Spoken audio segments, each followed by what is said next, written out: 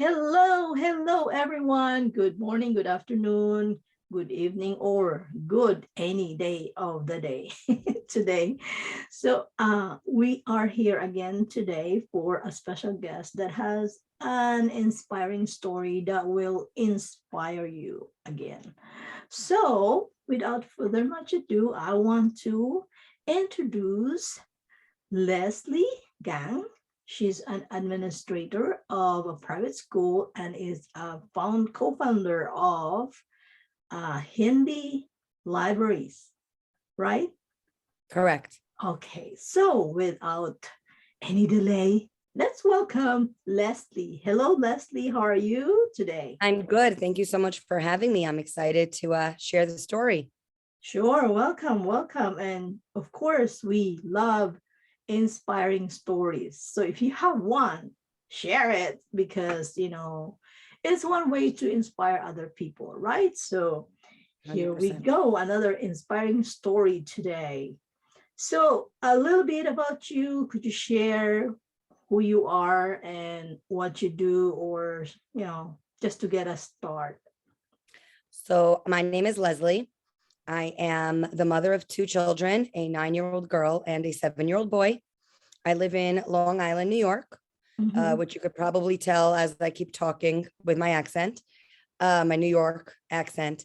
I'm also the director of admissions and communications at a private school where my children currently attend. And I am the co-founder of Hindi's Libraries, which is an international nonprofit that donates children's books all over the world. Wow, international. Huh. I cannot imagine how lots of work is that. Like I can't even find a word, like just thinking about, foundation or nonprofit that you had to connect with so many places. So before we go on to this, let me ask you, how did this start? So it's really a very bittersweet story. And I always start by saying, I would much rather not be here speaking to you at all. In the summer of 2018, I had been an administrator at a different school in the neighborhood. And one of our teachers, whose name was Hindi Krinsky, Mhm. she was the mother of 5 children, 4 of whom were already in the school. Her baby was one. Mhm. And she was a young, dynamic teacher in the high school, 32 years old. In August of 2018, she very suddenly passed away from a complication of Crohn's disease. And it shattered the community. And it's a very tight-knit community. So even people who might not go to that school, everyone in the area really knew each other. The owners of businesses know the parents, know the kids. It's a very small family. And basically, I became my role in the school at the time. I Mhm. became the liaison or the middleman between this community and Hindi's family. So Mhm. I started making lists of everything people offered, free dinners, free babysitting, because now remember, David, her husband, is now one dad, 5 kids, Mhm. dealing with this. So I guess I developed a friendship with David just by communicating with him very constantly, with Yeah. providing him the information that I was given. And a few weeks later, I would say late fall of 18, I met with one of the principals and David, and we kind of were talking about what can we do for her children to Mhm. keep her memory alive. So they feel like mom is with us, Yeah. because I can't imagine what 3 8-year-olds, his oldest were triplets. So 3 8-year-olds, a 4-year-old and a 1-year-old are processing right now. Oh. Um, so we decided to build a little free library box, which you Mhm. might see on the streets or outside of schools. It's one of those freestanding boxes that you give a book and take a book. Yes, I want to interrupt you here because I'm involved in that too. I am the president of our Friends of the Library in our Oh, city. wow. And so we had that part of our, activity where we have little libraries spread around town. And so, yeah, I mean, so that's how it started. Yeah. And Oh my God, I didn't basically, expect this to talk yeah. to you. And basically, after we built this little library, we built three of them. We asked the kids in the classes of her children's classes to bring one book to Uh-huh. fill the box at the opening Right. ceremony. Okay.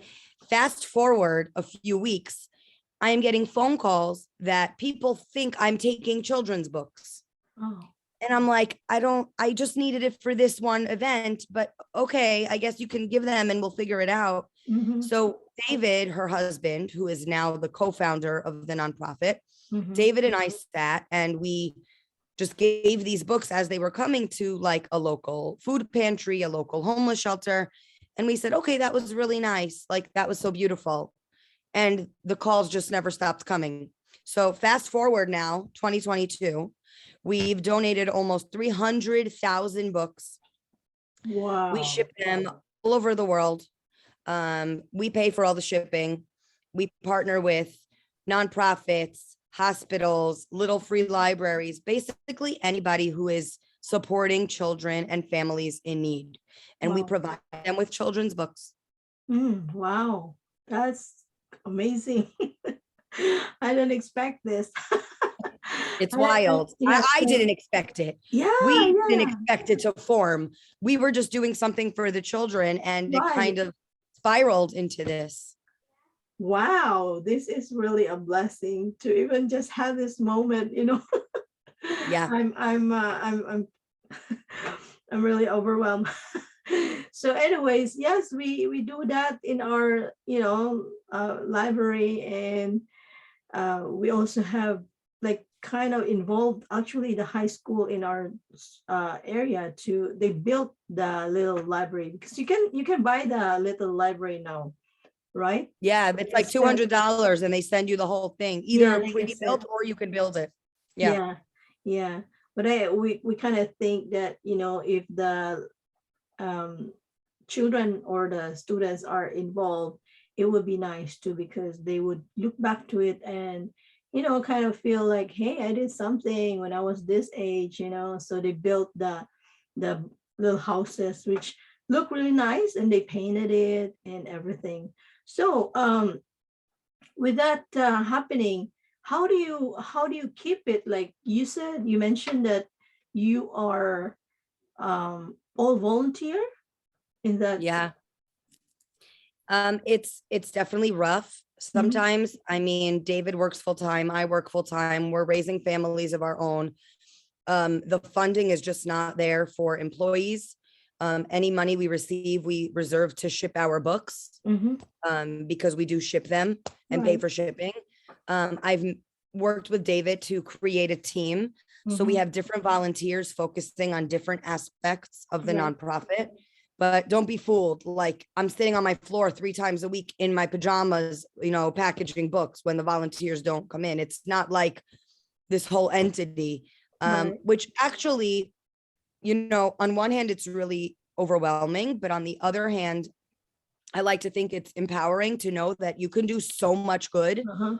without the mechanics. You don't Right. need, I would love it, but you don't need the office Yes. space, full-time staff, the structure. If you have an organized method and you have a somewhat strong support team, Mhm. even if it's your family who's saying, okay, mom, we understand that twice a week from 7 p.m. to 10 p.m., you're doing something, that's already time that you can set aside. And Mhm. that's how we've been operating, kind of finding people who can volunteer a couple of hours a week, to make it happen. Yeah. Time management. Yeah. Yeah.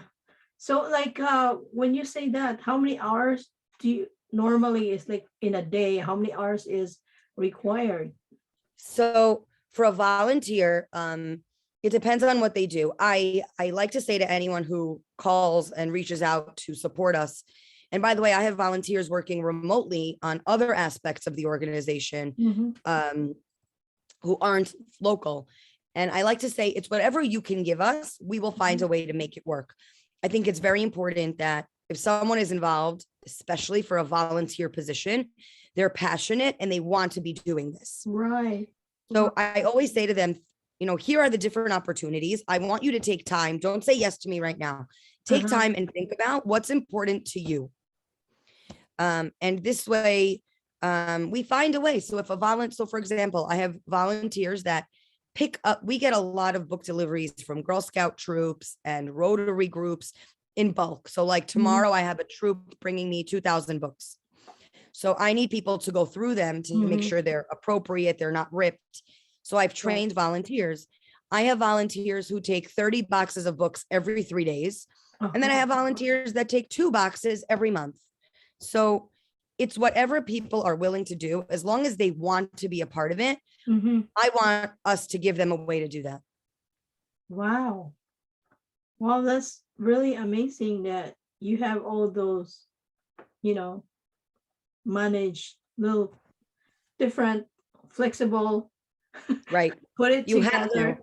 Yeah. And I then guess put when it I'm not together. paying, I guess if I'm not paying anybody to be a part of this, I feel like you're doing it out of your goodwill. So if you're Right. willing to donate 1 hour a week or 2 hours a week, that's amazing. And that's support for us. So that's what we're doing. So kind of think to understand how, as a volunteer, you mentioned about remote or, not local, how could someone, for example, me, I'm here in California, how can I help? So there are several ways that people can help us remotely. The first is, let's run a book drive together. Let's find a nonprofit in your community who can benefit from children's books, and let's find someone who can be vocal in the community to collect children's books, and let's do that together. I've done book drives in California, in Texas, in Arizona, in Florida, and we've just been kind of guiding people on the other side of the country, supporting them and giving them the tools of how they can make a difference, really without spending any money, using social media, using networks. So running book drives is amazing. The other option is I've had people run book drives and ship us the books that they've collected, which sounds expensive, but we found a nonprofit that for $15, you could ship us a box any weight. So it could be a 100-pound box, as long as it's a sturdy cardboard box, 70 pounds, 80 pounds, it's $15. Wow. So that's a way. Then I have volunteers remotely who might not be able to run book drives, but they're connecting me with either nonprofits who can benefit from books. So I have someone right now in Seattle trying to find us people who can benefit from books that they know about, and just emailing me, I've spoken to this group, they can really use your books. Let's be in touch. And then I have nonprofits connecting me with a lot of Girl Scouts all over the country who they can help us run book drives. And then we decide where the books go. Are they going locally to the Girl Scouts or are they shipping it? Then I have a team of grant writing volunteers. I have someone in Africa, somebody in Colorado, someone in Pennsylvania, and they're all working together, helping us fundraise and get grants. Then I have a social media team of volunteers who are focusing on increasing our presence. So like I said, I'm always ready for support. It's a matter of what is exciting to somebody. What skills do they want to learn? What experience do they want to gain? And how can we fit into that puzzle? Wow. I think I'm just, while you're talking right now, it's like, hey, I think I would like to have a link, to have a link in my website. So, people can find you as well and can help, can volunteer, or, That's awesome. I just thought about it like, wow, I mean, this is a really, really good, way to help and not only impact around the world for children who don't have a book or loves to read, because I am also a teacher, so I am in for reading. Reading is, for me, is really good. My daughter is a wide reader. She's like crazy when it comes to books, and that's really amazing to see how children, especially children, they are very good when it comes to learning.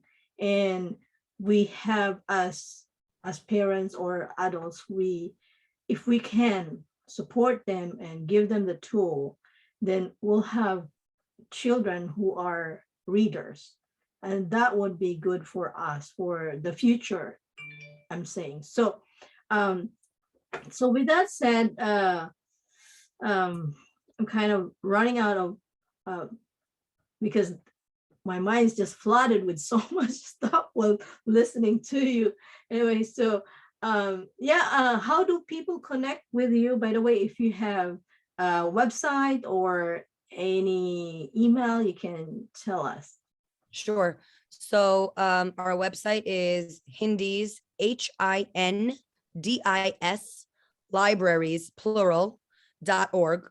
You could follow us on social media, all the platforms, which is just Hindis Libraries. Mhm. And you could email info@hindislibraries.org. It comes right to me or David. One of us will reach out. We try to be very responsive, and we love to hear from bookworms across the globe, just seeing how we can work together to do some good. Yes, cool. So I will also add that in the description. So just in case people, see the watch the video, they can also just have the information ready. So for the last part of this interview is to just, give a word. Oh, by the way, how many countries is this getting to?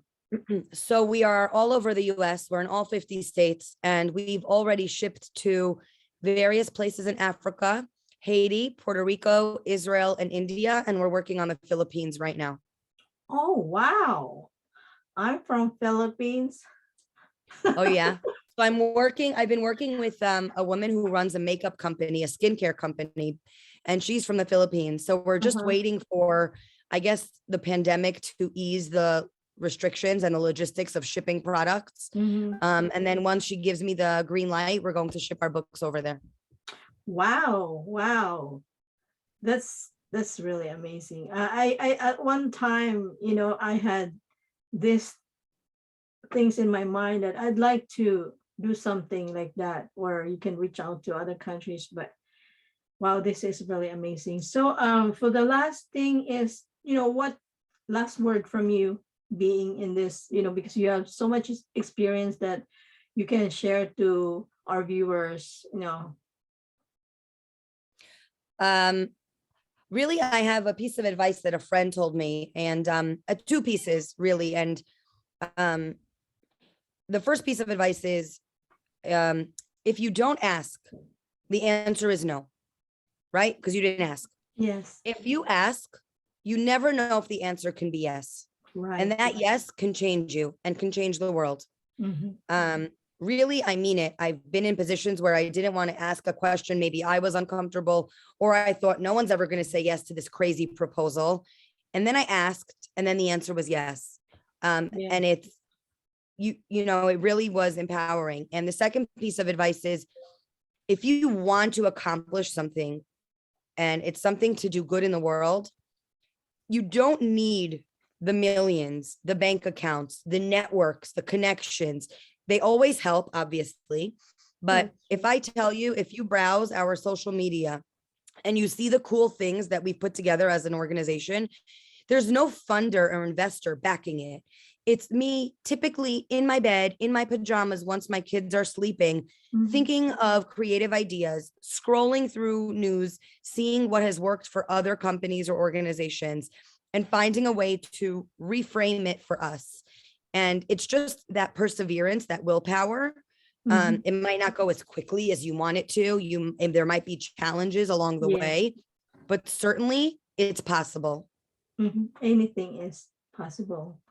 Yeah. And well, me personally, it's like when it comes to faith, I really see that anything is possible. The only thing that's not possible is if you're not taking action. Just like you said, if you don't ask, you'll never get an answer. So the only way to see the answer is to ask. Yeah. And it's okay if it's a no at the moment. This means that no is next opportunity. It doesn't have to be no that nothing really will happen. It's not time. but when time comes, you'll be the first person, the person you ask will think of, right?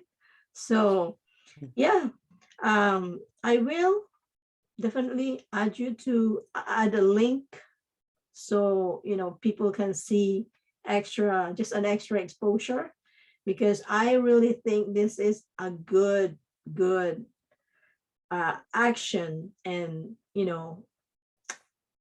I would say a really impactful way, especially for children who are our future leaders. Yeah, and so thank you very much, Leslie, for your effort, and of course for everybody who volunteered to make it possible for children to be able to read books, because yeah, there's just places they can even have one book, and it's sad, but it's true. So thank you again very much, and well, connect hopefully again. We're already linked. Yes. And Thank you. yeah, so yeah, to all our viewers, thank you.